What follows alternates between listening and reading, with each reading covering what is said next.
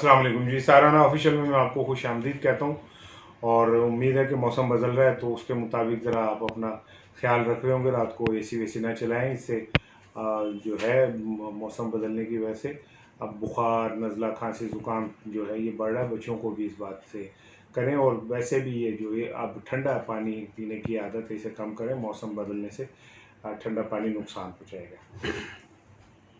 वज़ीर आज़म इमरान खान वैसे तो दबंग बयानात देने के माहिर हैं, अमली तौर पे तो मैं नहीं कुछ कहता, लेकिन अभी उन्होंने जो आज बयान दिया है और उन्होंने कहा कि जी मैं खुद मॉनिटर करूंगा महंगाई को और अब मैं देखता हूँ कि माफिया क्या करता है। तो अब मैं इस पे सिर्फ ये कहना चाह रहा हूँ कि अगर वज़ीर आज़म इमरान खान साहब इस बार भी महंगाई के जिनको काबू ना कर सके, जो मुझे नहीं लगता कि कर सकेंगे, तो शायद अपोजिशन की तहरीक में वो जान पड़ जाए जो अपोजिशन से मोहब्बत की वजह से ना पड़े, सिर्फ इस हुकूमत की और महंगाई के ख़िलाफ़ नफ़रत की वजह से पड़े।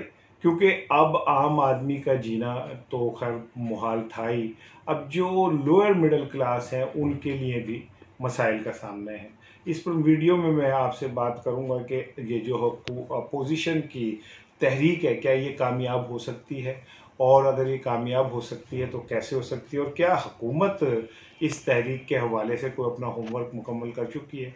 आज ही वज़ीर आज़म ने अपने तर्जुमानों को बुलाया और उन्हें आज वो ब्रीफिंग देंगे कि आपने किस तरह मुकाबला करना है इस सारी चीज़ का।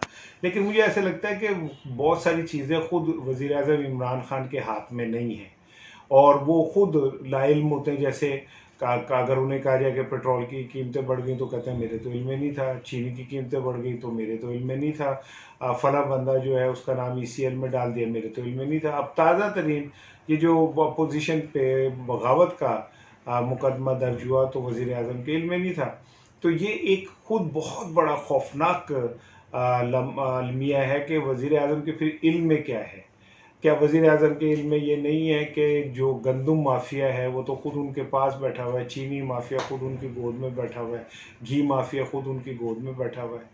और मैं एक बात आपको बताऊं, महंगाई के खिलाफ किसी कानून की ज़रूरत नहीं है, ऑलरेडी सारे कानून मौजूद हैं। मसला है तो सिर्फ बैड गवर्नेंस का है। मसला है तो सिर्फ इतना है कि जो हुकूमत की टीम है वो विलिंग नहीं है को डिलीवर करने में। अदरवाइज प्राइस कंट्रोल कमेटियाँ भी मौजूद हैं, यहाँ पे वो इदारे भी काम कर रहे हैं जो महंगाई पे काबू पा सकें। मैं एक छोटी सी आपसे बात करता हूँ। वज़ीर आला के मुशीर का नाम था चौधरी मोहम्मद अकरम साहब। चौधरी मोहम्मद अकरम साहब पहले मुशीर थे वज़ीर आला पंजाब गुजदार साहब के। उन्होंने क्या किया, उन्होंने डंडा पकड़ा और मुख्तलिफ बाज़ारों में जाना शुरू कर दिया। जाके वहाँ पे जो महंगाई करने वाले थे उनके गिरबान पकड़ लिए। उन्होंने जो बड़े माफियाज थे जो पंजाब के अंदर बड़े पैमाने पे महंगाई फैलाते थे उनको जाके नकेल डालनी शुरू कर दी, पूरे पंजाब का दौरा करना शुरू कर दिया। उसका नतीजा ये हुआ कि उन्हें फारिग कर दिया गया, उनको मजबूर कर दिया गया कि वो इस्तीफ़ा दे दें। इससे आप अंदाज़ा कर लें कि हुकूमत कितनी मुखलिस है महंगाई कंट्रोल करने में। आज इमरान खान जो कह रहे हैं कि जी महंगाई के लिए फोर्स उतरे, टाइगर फोर्स उतरे, ये उतरे, तो ये काम तो चौधरी अकरम अब से 1 साल पहले कर रहा था। तो उसको क्यों फारिग किया गया? इसलिए कि जो माफियाज थे वो चौधरी अकरम को बर्दाश्त नहीं कर सके। तो अब इमरान खान साहब को ये कहना कि देखते हैं माफिया क्या करते हैं, तो क्या खास आपको नहीं पता कि वो माफिया के हाथों में ही तो खेल रहे हैं? क्या पार्लियामेंट में और इमरान खान के इर्द गिर्द ये सारे माफियाज मौजूद नहीं है?